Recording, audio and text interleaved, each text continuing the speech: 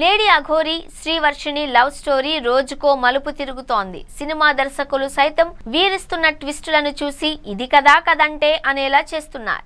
గత నెల రోజులుగా ఇదే పంచాయతీ సామాజిక మాధ్యమాలలో నడుస్తోంది.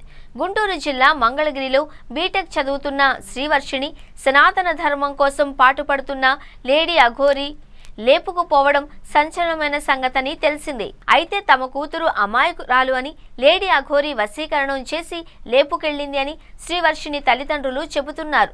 ఈ నేపథ్యంలో తల్లిదండ్రులే దగ్గరుండి ఇద్దరికీ పెళ్లి చేశారు అని బీటెక్ గర్ల్ శ్రీవర్షిణి చెప్పడం సంచలనంగా మారింది. ఏది నిజం, ఎవరు చెబుతున్నది వాస్తవం అన్న విషయాలపై ఎనాలిసిస్ మీరు చదవండి. లేడీ అఘోరి శ్రీవర్షిణి ఈ ఇద్దరి మధ్య ఓ పెద్ద కథ నడుస్తోంది అని స్పష్టంగా తెలుస్తోంది. రోజుకో మాట పూటకో అబద్ధంలా సోషల్ మీడియాలో ఏదో ఒక రకంగా కనిపిస్తోంది. శ్రీవర్షిణికి అయితే మానసిక సమస్యలు లేవు, కానీ అలాగే మెచ్యూరిటీ లెవెల్స్ మాత్రం అస్సలు లేవు. ఓ మాయా ప్రపంచంలో బ్రతికేస్తోంది. భవిష్యత్పై పెద్ద క్లారిటీ కూడా లేదు అన్నదే ఆమె మాటల్లో అర్థమవుతోంది. ఈజీగా మనీ సంపాదించాలి అని లక్ష్యంగా పెట్టుకున్నట్లు ఆమె చెబుతున్న కొన్ని విషయాలలో తెలుస్తోంది. నిన్న మొన్నటి వరకు అఘోరి వద్దకు నేను వెళ్ళను అని చెప్పిన అమ్మాయి సడన్ గా ఇప్పుడు అఘోరితో ఉంటాను అంటోంది. రీసెంట్ గా ఆమె ఇచ్చిన ఇంటర్వ్యూలో ఏమన్నారంటే, ఇంట్లో నుంచి అఘోరితో ఉంటాను అని వెళ్లిపోయిన శ్రీవర్షిణి గుజరాత్ లో వాళ్ల అన్నయ్యలకు చిక్కడం, అఘోరి వద్ద నుంచి వాళ్లు తీసుకురావడం జరిగిపోయింది. ఇంతటితో కథ ముగిసిపోతుంది అని అందరూ అనుకున్నారు. కానీ ఇక్కడే కథలో రెండో భాగం మొదలైంది.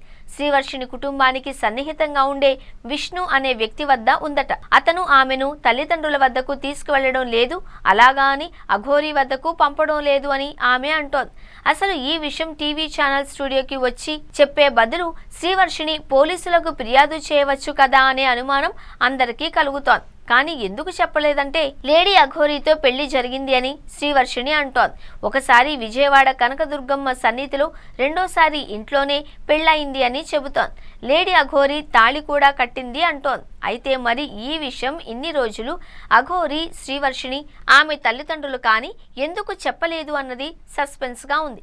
ఇక చెన్నై నుంచి అఘోరి గోల్డ్ చైన్ తీసుకొచ్చి తన మెడలో వేసింది అని శ్రీవర్షిణి అంటోంది. ఆమె తల్లిదండ్రులు కూడా అఘోరిని కోడలి పిల్ల అని పిలిచినట్లు చెబుతోంది. అంత అన్యోన్యంగా ఉంటున్న క్రమంలో విష్ణు అనే వ్యక్తి వచ్చి అంతా పాడు చేశాడు అని, తల్లిదండ్రుల మనసు కూడా మార్చేశాడు అని అంటోంది. ఫైనల్ గా అఘోరితోనే కలిసి ఉంటాను అని శ్రీవర్షిణి చెబుతోంది.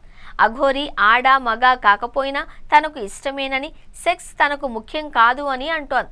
పిల్లలను అనాథాశ్రమం నుంచి తెచ్చుకొని పెంచుకుంటాము అన్నారు. జీవితాంతం అఘోరితో సహజీవనం చేస్తాను అని వర్షిణి చెబుతోంది. మొత్తానికి అఘోరి చెంతకు వర్షిణి వెళ్లిపోయింది.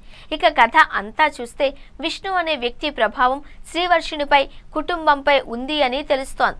విష్ణు అఘోరి మధ్య వర్షిణి జీవితం నలిగిపోతుంది అని మాత్రం అనిపిస్తోంది.